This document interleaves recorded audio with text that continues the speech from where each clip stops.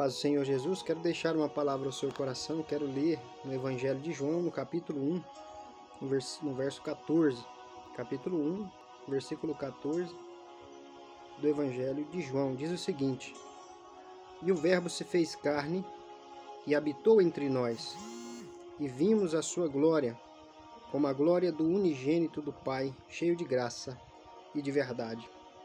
Bom, esse Evangelho de João, ele foi escrito pelo apóstolo João, né, um dos discípulos de Jesus, aquele que tinha mais intimidade com Cristo, ou que esteve mais próximo de Cristo. Ele foi o único dos 12 que não morreu martirizado, né, apesar que a história diz que ele foi lançado num tacho de óleo quente fervendo e ele não morreu. E depois ele foi exilado para a ilha de Patmos, onde ele escreve, né, o Apocalipse, e ele escreveu antes também as 3 cartas que levam o seu nome.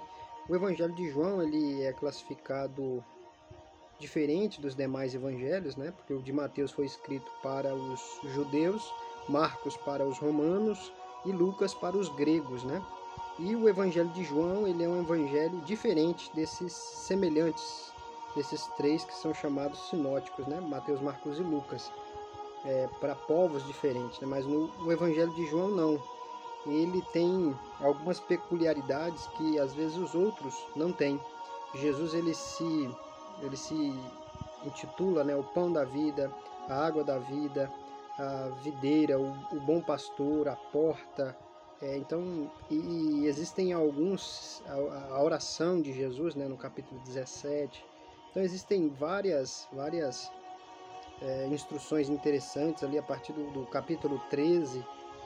O finalzinho do capítulo tem as últimas instruções, o capítulo 14, 15 são excepcionais, e tem vários discursos de Jesus, né? Então, e ele traz, né, Jesus como o Filho de Deus, o Filho do homem. Na verdade, Jesus ele é o centro de toda a Bíblia, ele é o cumprimento de toda a lei, e esse início do livro de João, ele é sensacional. Se nós tivéssemos tempo, né, de observar aqui todos esses 14 versículos e fizermos uma pregação expositiva explicando, né, isso aqui é sensacional. E é extremamente agradável falar sobre isso, né, porque ele inicia dizendo assim: no princípio era o Verbo, e o Verbo estava com Deus, e o Verbo era Deus. Ele está falando de Jesus, está falando que Jesus, né, é o próprio Verbo, é o poder, o dínamos, né, que estava com Deus, e o Verbo era Deus. Então, além de estar com Deus, porque Deus ele é um Deus distinto em 3 pessoas, né? Quando nós observamos a criação, o próprio Deus diz assim: façamos, no plural, o homem conforme a nossa imagem e conforme a nossa semelhança, né? Então nós vemos a ação do Pai, do Filho e do Espírito Santo, que não são uma pessoa, né? São 3 pessoas distintas em um Deus, em uma divindade. Então por isso que nós somos monoteístas, nós cremos sim em um Deus, mas ele se expressa, ele se distingue através de 3 pessoas, né? Ali no batismo de Jesus fica claro isso. O Pai diz assim: esse é o meu Filho amado, em quem me comprazo, em quem tenho prazer. O Espírito Santo vem como uma pomba, né? E Jesus estava ali de forma corpórea, com o corpo humano. Então isso fica evidente, essa manifestação de Deus dessa maneira, né? Então, se nós fôssemos analisar, ele estava no princípio com Deus, todas as coisas foram feitas por ele, sem ele nada do que foi feito se fez. Se a gente observar esses versículos, são sensacionais, mas eu quero me ater só ao versículo 14 para não ficar um tanto quanto extenso e cansativo. Diz assim: e o Verbo se fez carne e habitou entre nós, e vimos a sua glória como a glória do unigênito do Pai, cheio de graça e de verdade. Então, esse Verbo, Deus Todo-Poderoso, né, ele desce à Terra com a missão de resolver um problema do pecado, né, porque a Bíblia diz que a alma que pecar, essa morrerá.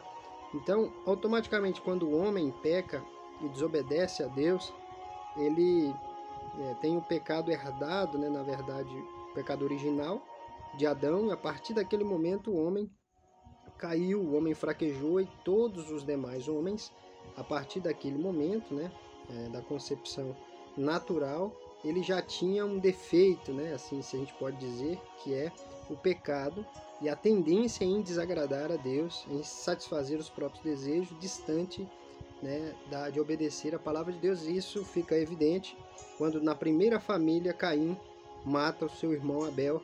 E hoje nós temos vários problemas no mundo inteiro, muito por causa do egoísmo, da vaidade, né, e vários outros problemas que poderiam ser evitados se nós observássemos o que Cristo nos ensinou, que é amar a Deus sobre todas as coisas, o nosso próximo, né, querer o bem, ajudar as pessoas. Então essa é a mensagem do Evangelho de Cristo, que é uma mensagem de amor.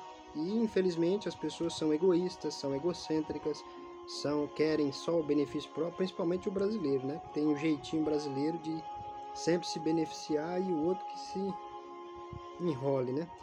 E ele diz, e o verbo se fez carne e habitou entre nós. Ele diz, e vimos a sua glória. Olha, o verbo se fez carne é Jesus nascer da Virgem Maria, né? Se nós vermos lá em Mateus 1:21, diz, ela dará à luz um filho e lhe porás o nome de Jesus, porque ele salvará o seu povo dos seus pecados. E aqui nós vemos que essa luz resplandece nas trevas, né? E João veio preparar o caminho para que Jesus se mostrasse e cumprisse a lei. Então, quando nós observamos, né, o que João falou, ele diz, vimos a sua glória. Ele, de fato, viu Jesus viver, viu Jesus operar vários milagres, né, acalmar a tempestade, multiplicar pães, ressuscitar Lázaro e fazer outros e outros milagres que ele acompanhou ali, né? E ele pôde observar que, de fato, Jesus Cristo era o Messias, né? E ele veio cumprir a lei e resolver o problema do pecado com um sacrifício, né? Com um derramamento de sangue. Quando Adão e Eva pecam lá no jardim, Deus mata um cordeiro, né? Um animal, e faz daquele animal roupas para eles, né? Então isso já dá a entender que não há remissão sem derramamento de sangue, né? E quando nós observamos a antiga aliança, nós vemos que era necessário sempre, né, oferecer um sacrifício de um animal para que o pecado fosse coberto, né? Não era a expressão correta de ser perdoado totalmente, porque esse símbolo do sacrifício lá, do cordeiro, né? Por exemplo, lá quando eles foram sair do Egito, o povo de Israel foi sair do Egito no período da Páscoa, né, que é o livramento.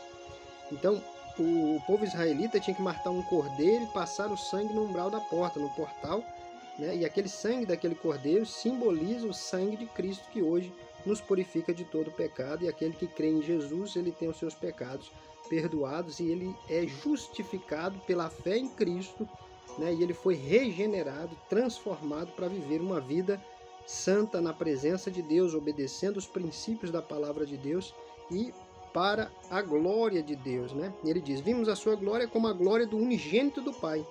Então, o único filho, né, o unigênito do Pai, ele demonstra a sua natureza quando ele morre e ressuscita ao terceiro dia com o poder do Espírito Santo, ressuscitando ele.